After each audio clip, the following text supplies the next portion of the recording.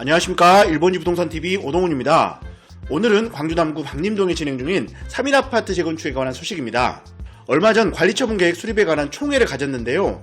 관리처분계획 수립 총회는 사업시행 인가 때 정해진 설계안을 기초로 공사비를 포함한 사업비를 산출하고 조합원 세대와 일반 분양 세대를 타입별로 나눠서 사업비에 맞춘 분양가를 산정해 계획안을 만들고 총회를 통해 조합원에게 승인을 받는 과정입니다. 물론 관리처분 계획 수립에 다른 내용도 많겠지만 돈 계산이 가장 큰 포인트죠. 착공 전 계산기를 때려보는 과정이라고 보면 쉽게 이해가 가실 거예요. 수입의 대부분을 차지하는 분양 수입과 지출의 대부분을 차지하는 공사비가 비례적으로 함께 올라가고 내려가면 좋은데 현재는 반비례한다는 게 문제입니다. 분양성이 떨어지니 일반 분양가는 내려가 수입이 줄어들게 되고 올라간 공사비는 내려갈 생각을 안 하다 보니 결과적으로 사업비가 늘어나게 되는 겁니다. 특히 일반 분양 세대가 적은 재건축의 경우에는 공사비와 일반 분양가 영향을 많이 받게 되죠. 24년 10월 입주가 시작된 장미아파트 재건축은 6기 타입 25평형 38세대가 미분양되어 입주 시엔 2,300만원의 추가 분담금을 납부해야 됐고 25년 3월 입주 예정인 송림주택 재건축 84 타입 조합원은 6천만원 정도의 추가 분담금이 나온다고 합니다. 또한 26년 4월에 입주 예정인 우남 3단지 재건축은 조만간 할인 분양을 예고하고 있으니 금액을 알 수는 없지만 추가 분담금은 필수가 되었죠.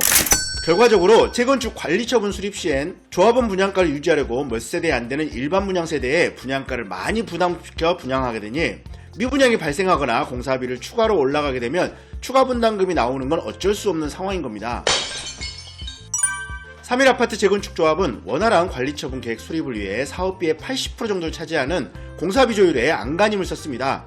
그 결과 당초 SK 에코플랜트에서 요구했던 평당 공사비 693만원에서 609만원으로 협의를 마쳤고 관리처분 계획 수립 총회까지 개최하게 되었습니다. 현재까지 3일 아파트 재건축 조합의 사업 진행은 19년 12월 조합 설립 인가되어 20년 4월 SK 에코플랜트로 시공사를 선정하고 22년 11월 사업시행 인가를 받아 24년 9월 관리처분 계획 수립 총회를 개최하게 되었습니다.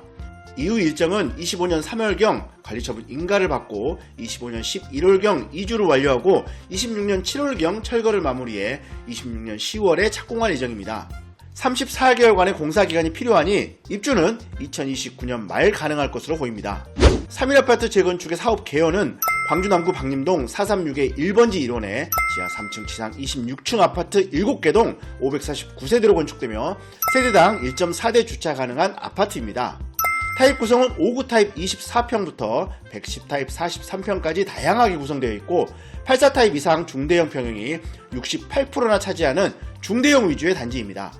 위치는 건축 중인 지하철 2호선이 도보 이용이 가능하고 봉선초와 봉선중이 도보거리에 있으며 동화여중 동화영호가 가깝고 문성중 문성고도 가깝습니다. 봉선동 학원가와 이마트 이용까지 편리합니다. 본론으로 들어가서 3일 아파트 재건축 조합이 24년 9월 10일 개최한 관리처분 계획 수립에 관한 가장 중요한 내용은 공사 도급 계약에 관한 것과 관리처분 계획에 관한 내용입니다. 첫 번째, 공사 도급 계약에 관한 내용입니다. 7조 공사 계약 금액을 보면 공사비는 평당 609만원으로 책정되어 있고 산정 기준은 24년 2월입니다. 구조의 공사 기간은 실착공일로부터 34개월간 공사한다고 합니다. 20조 분양 업무엔 아파트 및 부대복리시설의 분양 계획은 갑과 을이 합의하여 수립한다고 하였고 결정된 분양 가격은 허그의 심사를 받아야 하고 심사 가격이 합당하지 않으면 갑과 을은 협의를 통해 대책을 강구한다고 합니다. 당연한 말이죠. 22조 일반 분양에는 갑과 을의 협의를 통한 가격 산정에도 불구하고 일반 분양 개시 후 12개월 이후까지 아파트나 상가의 미분양이 있는 경우 갑과 을이 협의하여 할인 분양하거나 분양 촉진을 위해 갑의 예비비를 사용한다고 합니다. 마지막으로 조합원에게만 무료로 시공되는 특별 제공 품목입니다. 발코니 확장비부터 시작해서 유상으로 제공되는 품목과 가전제품까지 어마어마하죠. 두 번째, 관리처분 계획에 관한 내용입니다. 비례율 계산에 필요한 수입과 지출 그리고 종전자산 총평가액을 계산해봐야 되는데요. 먼저 분양대상 조합원의 종전자산 총평가액은 859억 1천만원입니다. 조합원, 보류지, 일반 분양 수입과 상가 분양 수입, 기타 수입을 포함하면 총 수입은 3,285억 2,466만원입니다. 총 수입 중 가장 많은 비중을 차지하는 것은 조합원 분양 수입이고 71%나 됩니다. 조합원 분양가는 평당 1,600만원으로 책정되어 있네요. 두 번째로 많은 비중을 차지하는 일반 분양은 24% 정도이고 일반 분양가는 평당 2,100만원에 책정되어 있습니다. 조합원 분양가와 일반 분양가는 평당 500만원 정도 벌어져 있지만 평당 1600만원으로 책정된 조합원 분양 금액이 현재로서는 사실상 저렴하게 보이지 않고 평당 2100만원으로 책정된 일반 분양 금액은 언제든지 무너질 수도 있다고 생각하니 상당히 조심스럽죠. 마지막으로 평당 609만원의 공사비를 포함하면 총 사업비는 2511억 1770만원입니다.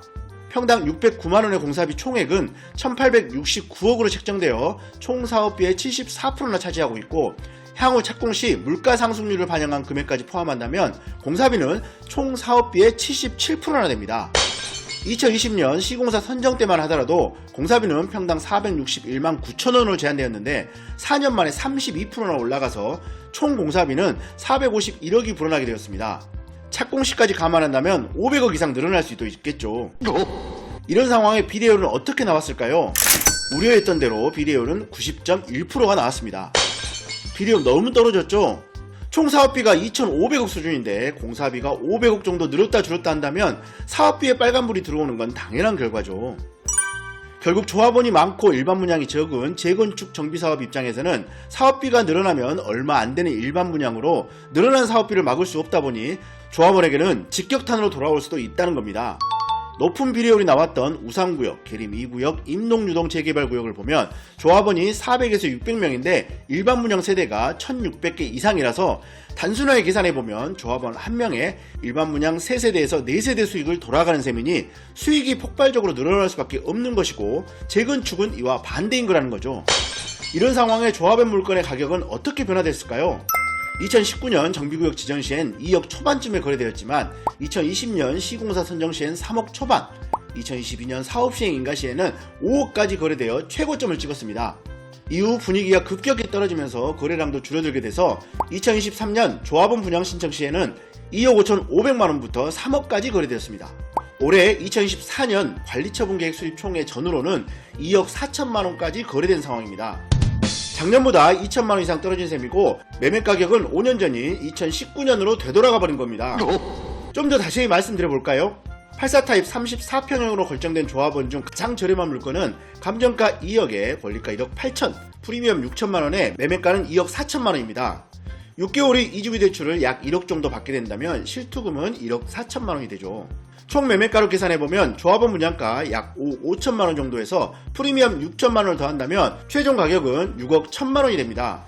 94 타입 37평으로 결정된 가장 최저가 물건은 감정가 2억 2천만원에 권리가 1억 9천5백만원, 프리미엄 8천5백만원에 매매가는 2억 8천만원입니다. 역시나 6개월 이후 이주비 대출로 1억 1천만원 정도를 받게 된다면 실투금은 1억 7천만원이 되죠. 총 매매가를 산정해보면 조합원 분양가 6억 5백만원 정도에서 프리미엄 8,500만원을 포함하면 결과적으로 6억 9천만원이 됩니다. 따라서 가장 저렴하게 나온 조합원 물건에 타입별 프리미엄을 적용해보면 평당 1,750만원에서 1,850만원까지 나옵니다. 물론 서두에 말씀드렸듯이 사업비가 늘어나거나 미분양이 발생하게 되면 추가 분담금이 발생할 수도 있습니다.